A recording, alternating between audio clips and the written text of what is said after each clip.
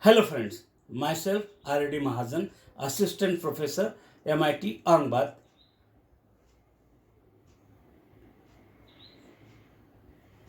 teaching you Engineering Mathematics 1. Today I am going to discuss the syllabus of Engineering Mathematics 1, its teaching scheme, books, paper pattern and prerequisite for M1.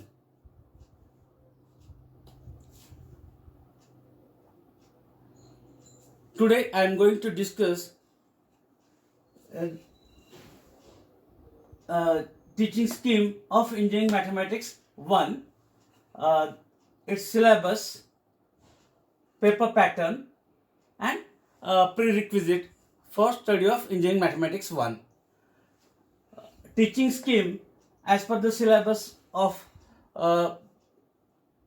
Batu, there are 3 theory lectures plus 1 tutorial per week, batch of 20 students. Exam pattern, total marks 100 marks are divided in 3 parts. College assessment 20 marks, internal assessment for 20 marks, mid-sem exam for 20 marks and end-sem exam 60 marks, total 100 marks.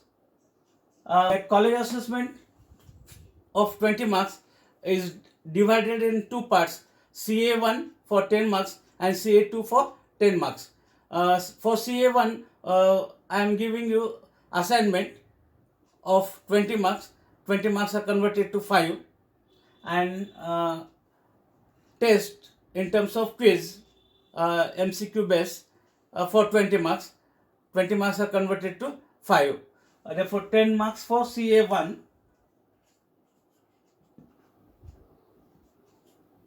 and CA2 again for 10 marks. Therefore, addition of these two is 20 marks. Then mid-sem exam, MSc, is for 20 marks based on first 2 units. End-sem exam at the end of semester, 60 marks. These are conducted by college, that is CA and MSc. End-sem exam is conducted by university. Then let us see the syllabus. There are total 5 chapters. First one is linear algebra. Second, partial differentiation. Third, application of partial differentiation. Fourth, reduction formula and curve tracing. And fifth, multiple integral. Therefore, whatever the chapters we have to study, it is the continuation of the things whatever you have studied in 11th and 12th. Therefore, that 11th and 12th mathematics is the base for Engineering Mathematics 1. What is the prerequisite? A prerequisite is you must be perfect in application of trigonometric result.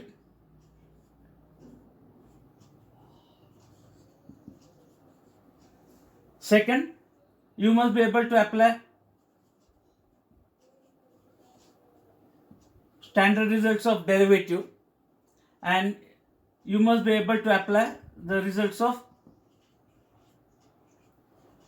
integration. Therefore, you have to revise all the things whatever you have studied in 11th and 12th under this trigonometry, derivative and integration. Therefore, this is the basic required for study of Engineering Mathematics 1. Each chapter is for 7 hours. Linear algebra for 7 hours.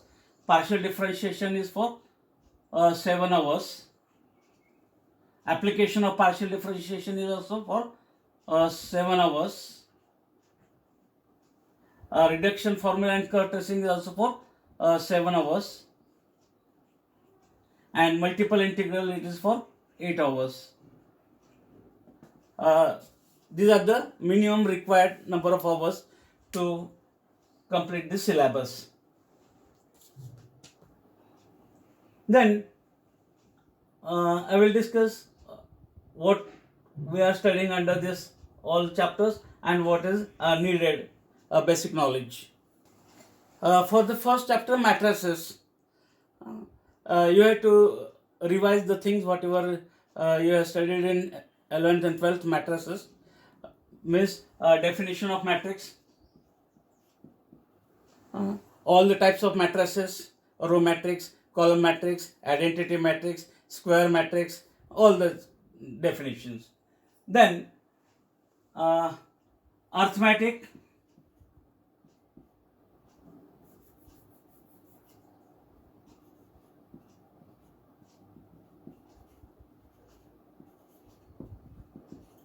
using matrices, means how we can add two matrices, how we can subtract two matrices, how we can multiply that two matrices.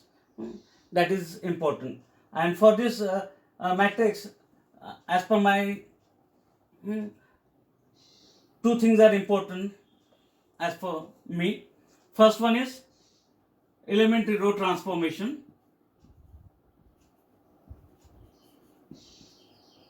Elementary transformations.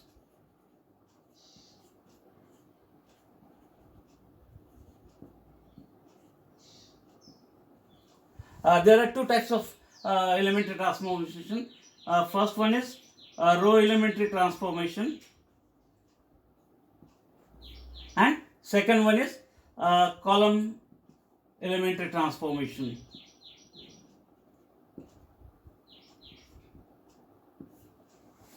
There are three basic types for row elementary transformation. We can write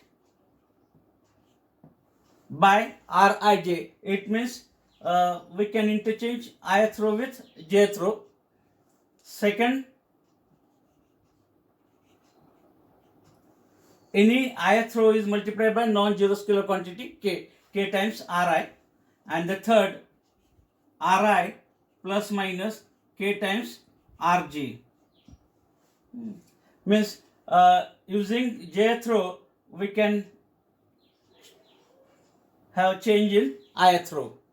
Ri plus minus k times Rj. Only these are the basic elementary row transformations. The same way column transformations, interchange of ith with jth column. Any ith column is multiplied by non-zero scalar quantity k. Ci plus minus k times Cj.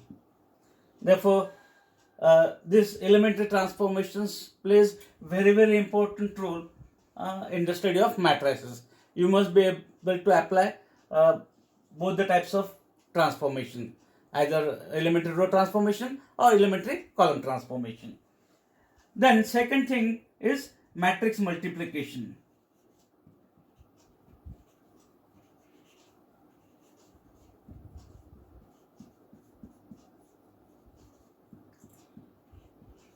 All of you are knowing how we can perform the matrix multiplication.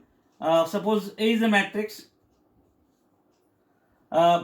B is another matrix, and if you want to multiply matrix A by matrix B, it is possible under some condition. If the order of the matrix A is m by n, suppose m number of rows and n number of columns, and then matrix B with the order of n rows and k columns, and the product or resultant matrix, suppose C. Under what condition matrix multiplication is possible? That condition is number of columns of first must be equals to number of rows of second matrix.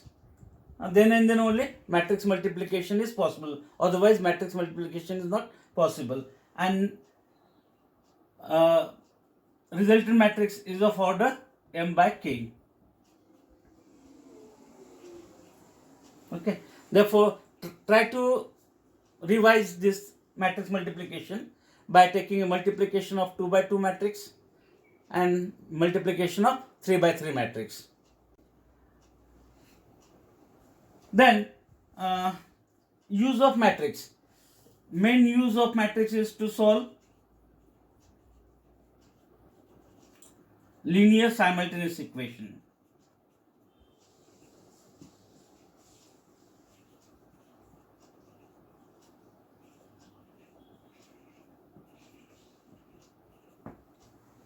The main application or the main use of matrix is to solve linear simultaneous equation. Second chapter is partial differentiation. In 11th 12th you have studied differentiation. That type is called as ordinary differentiation. Here it is partial differentiation. I will explain the basic difference between ordinary differentiation and partial differentiation. If we consider some function in the form of y equal to f of x, here it is a function of variable x. Y is called as dependent variable. X is called as independent variable.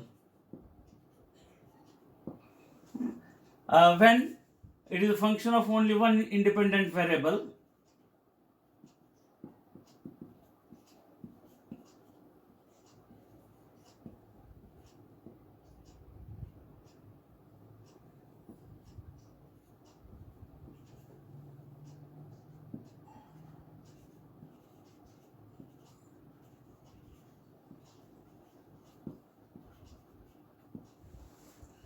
then we get a derivative of y with respect to x, and we denote it as dy by dx. The physical meaning or the geometrical meaning, physical meaning of dy by dx, we are finding change in y with respect to change in x. That is the meaning of term derivative. Its geometrical representation is dy by dx is nothing but the slope of that curve. This type of derivative is called as ordinary derivative. Whatever the derivative you have studied in 11th and 12th is of this type. Example for this, if x is the displacement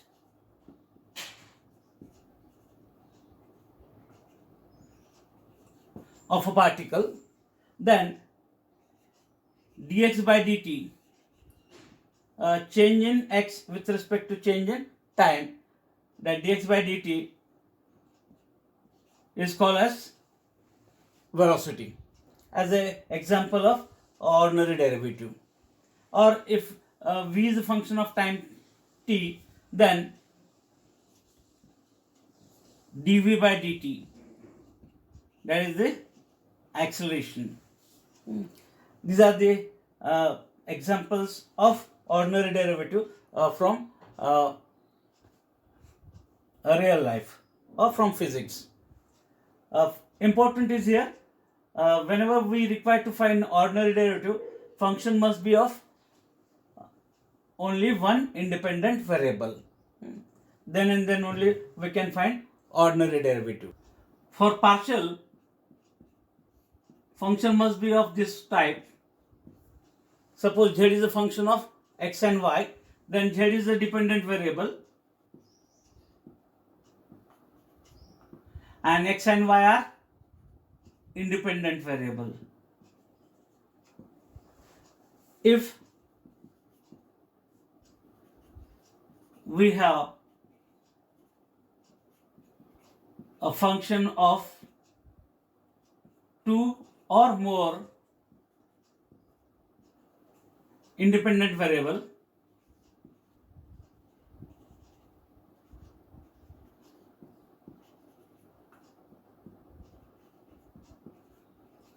then we can find the derivative as dou z by dou x,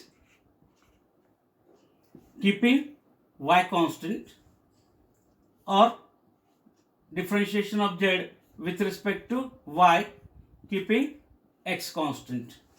This type of derivative is called as partial derivative. That is the main basic difference is for ordinary we have function of only one independent variable, and for partial we have a function of more than two or more than two variables. Then to explain this, I will take this example. It is the equation of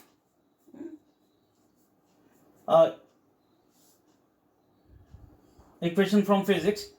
PV is equals to nRT. P stands for pressure, V stands for volume, N and R are constant terms, and T stands for temperature. Then if we solve it for P, we get nRT divided by V. Therefore, we can write in terms of function, P is a function of two variables, T and V. Pressure is a function of time and volume. Then we can find change in P with respect to change in T, keeping volume constant. That is called as partial derivative of P with respect to T. Similarly, we can differentiate P with respect to volume V, keeping T constant. Therefore, this type of derivatives are called as a partial derivative. Is it clear? What is the basic difference between two types of derivative? Ordinary, for ordinary, it must be a function of only one independent variable, and for partial, it is a function of two or more than two independent variables. And when we differentiate with respect to one variable, we have to treat or we have to consider second variable as a constant variable. And to obtain this derivative,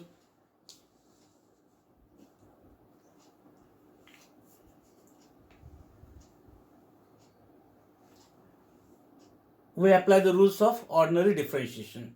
All rules are applicable as it is for finding partial derivative. Third chapter is application of partial differentiation. After knowing what is by partial differentiation or how we can find the partial derivative, in third chapter we are studying some applications. First application is to determine Jacobian. Jacobian is one type of operator.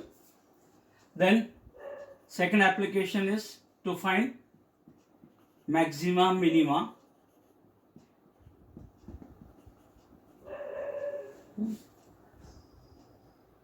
Third application is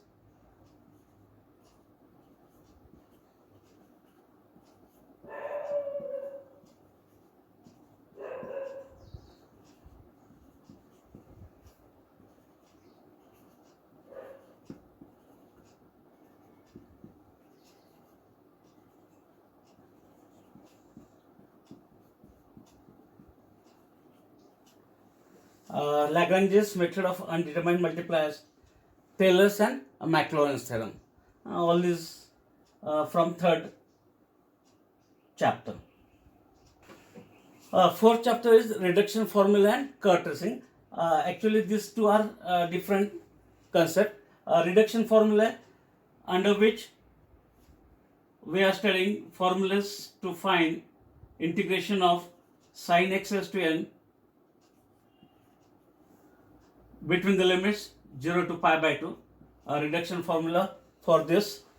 Second reduction formula, integration of cos x raised to n with respect to x between the limits 0 to pi by 2. And the third reduction formula, integration of sin x raised to m cos x raised to n with respect to x between the limits 0 to pi by 2. Therefore, these three important reduction formulae from this chapter. and the main use of all these formulas in the last chapter, multiple integral. Therefore, for that multiple integral, these formulas are very, very important. And curve tracing, under curve tracing, we have to study three different types of curve tracing. Curve tracing for Cartesian equation, curve tracing for parametric equations, and curve tracing of polar equations. For that, I will write some examples of Cartesian type. Y equal to x square, x is equals to y square, x square plus y square is equals to a square. Next is y square into a minus x is equals to x cube. Y into x square plus 4a square equals to 8a cube. I have written 1, 2, 3, 4, 5. 5 examples. First one, y equal to x square represents a parabola, a known curve. X equals to y square also represents parabola, a known curve, standard curve. X square plus y square equals to a square. It represents standard equation of circle. Therefore, first here known curve or standard curve. We can draw figure of that curve directly. But if you go for a fourth one, y square into a minus x is equals to x cube, or next y into x square plus 4a square is equals to 8a cube. These two curves are not a standard curve, not studied earlier, and if we want a figure of such type of non-standard curves or unknown curves, then we can take the help of this curve tracing concept. Using curve tracing, we can obtain the figure of such type of non-standard curves. Therefore, how to obtain? For that, we have to study the rules of Cartesian curve tracing. X is equals to 80 square, y equals to 280. X is equals to 280, y is equals to 80 square. X is equals to a cos cube theta, y is equals to a sin cube theta. X is equals to a theta plus minus sin theta. Okay, plus sin theta, and y equals to a into 1 minus cos theta. Here also I have written 4 different equations. Parametric means when x and y are expressed in terms of some third variable, like t or theta. Then the t is called as a parameter, or here theta is called as a parameter. First equation represents the parabola. It is the parametric equation of the parabola. Second equation also represents the parabola. Therefore, these two are standard curve. We can draw the figure directly. But if you go for the third and fourth one, x is equals to a cos cube theta and y equals to a sin cube theta. This is not known curve, standard curve. You have not studied it earlier. X is equals to a into theta plus sin theta, or y, and y is equals to a into 1 minus cos theta. This is also not a standard curve, unknown curve. Therefore, to trace this unknown parametric curve, we can take the help of parametric curve tracing. Using the rules of parametric curve tracing, we can draw the figure for this. And for polar curve tracing, it is equation in terms of r and theta. Then that type of equations are called as polar equation. For example, r is equals to a cos 2 theta, r square equals to a square cos of 2 theta, r is equals to a into 1 plus cos theta or 1 minus cos theta.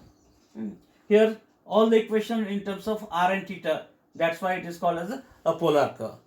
And to plot the figure or to obtain the figure of this polar curve, we take the help of polar curve tracing rules. Therefore, using this curve tracing concept, we can draw the figure or we can trace the figure of non-standard curves or unknown curves. There are three types of curve tracing. Cartesian curve tracing. Cartesian means in terms of x and y. Parametric, here x is parameter t, y is a function of parameter t. Then that type of equations are called as parametric. And to plot this, we take the help of a Cartesian coordinate system, xy coordinate system. And for polar, it is in terms of r and theta.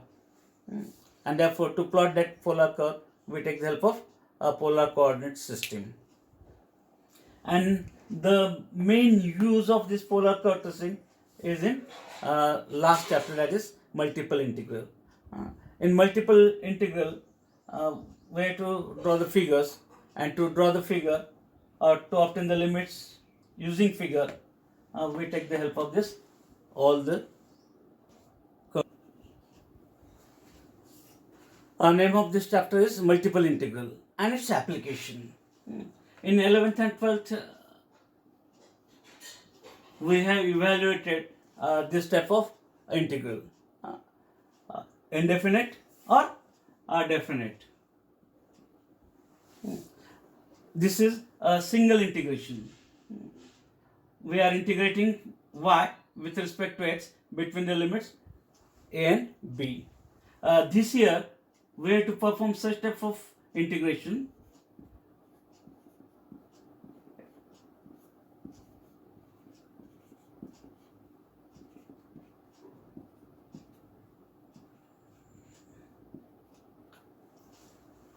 Here, as you find integration symbol twice, that's why it is called as a double integration. Double integration of function of xy, function of two variable x and y, and we have to integrate it with respect to x and y between the limits. Inner limits are x1 to x2 and outer limits are from y1 to y2. This type of integration is called as a double integration. How to evaluate it? What is the way to perform this double integration? I will discuss in detail when we go for this multiple integral. Only here remember, we have to perform such type of double integration. Or sometimes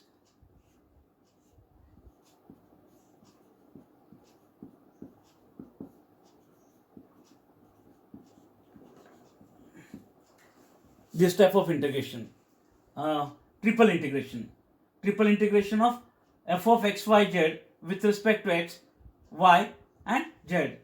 This type of integration is called as a triple integration.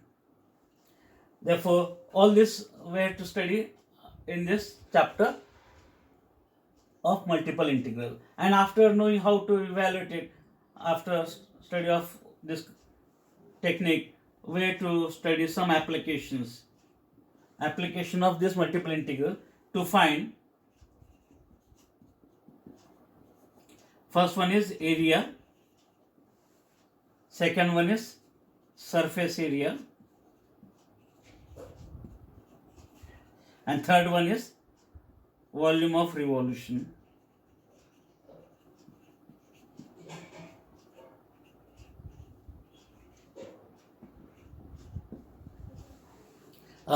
These three important applications of multiple textbook. The first one is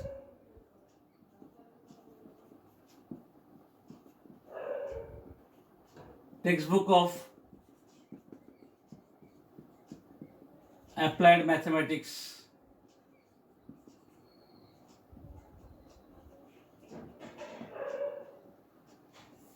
by P.N. Whitaker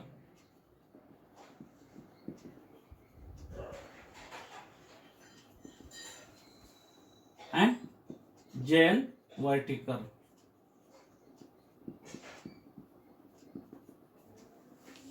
Second book, Higher Engineering Mathematics.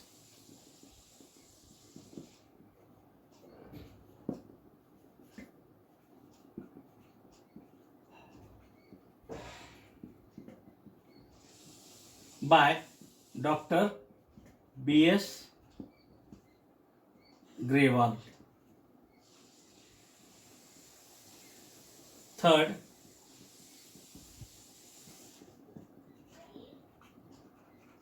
Advanced Engineering Mathematics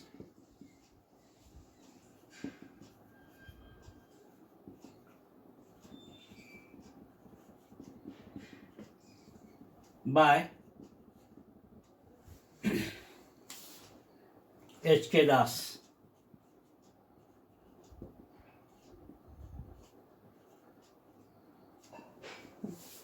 At least refer this three books as a textbook.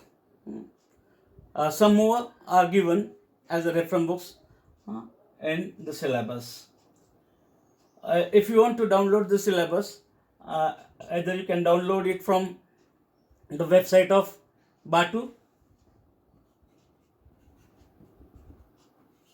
or you can download it from the website of our college.